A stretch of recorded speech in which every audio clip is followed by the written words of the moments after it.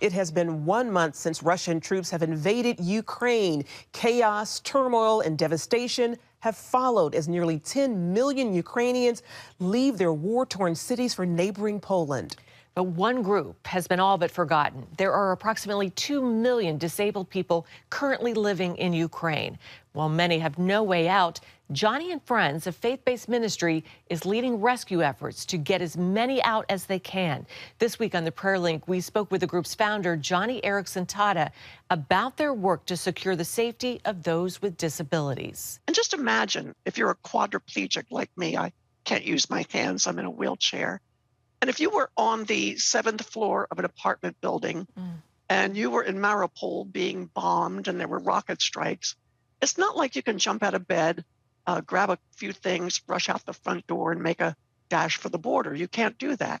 And so a lot of these people with disabilities are stuck in apartment buildings. A lot of them are in basements.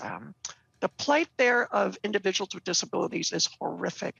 But we've been working with our in-country partner, Galyna. I won't share her last name. Galyna and our teams have been out searching for these people, even in the most dangerous eastern parts of Ukraine, to rescue them and get them across the border and to safe haven in not only Poland, but Germany and the Netherlands. And we've evacuated over 300 people with disabilities thus far, and caregivers, and we're still active, believe me. Wow, wow, Joni, that is very, very impressive and very important work that you're doing. You recently began construction of Joni's house, Ukraine, but Russia's invasion put a stop to that. How did your ministry then pivot? Well, real quickly, Joni's house are disability centers of evangelism, Bible study, wheelchair distribution, repair, places where we can provide medical assistance, food, hygiene items. We established Joni's houses in developing nations all across the world to serve people with disabilities. However, we were just about ready to begin construction of Joni's house in Ukraine when the rocket strikes began with Russia's invasion. And so we quickly pivoted, and all the concrete, all the cement, the cinder blocks, the lumber, everything ready to go for the construction of Joni's house in Ukraine, we suddenly reallocated and redirected to be used to shore up homes and care facilities for the elderly, to protect people with disabilities. So those items all were put to good use, not in constructing a Joni's house, but of course barricading people so that they might have a safe haven.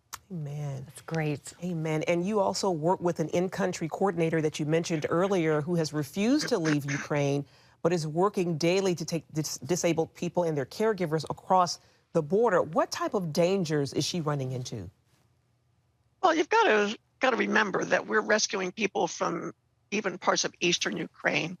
So just the Christians who are volunteering to drive these buses along the corridors where there is heavy shelling, even the drivers of these vans are taking a great risk.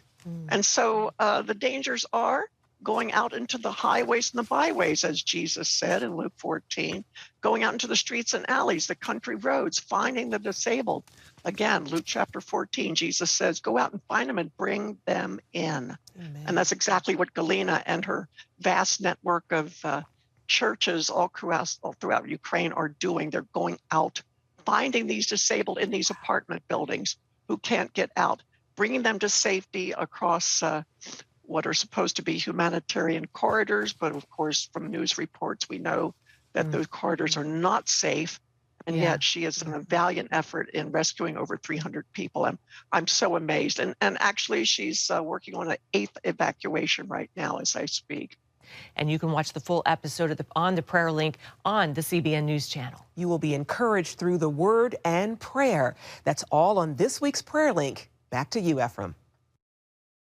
Thank you, Charlene. And you can catch Prayer Link on the CBN News Channel this evening at 6:30 Eastern. You can also download the CBN News app so you can watch it on demand.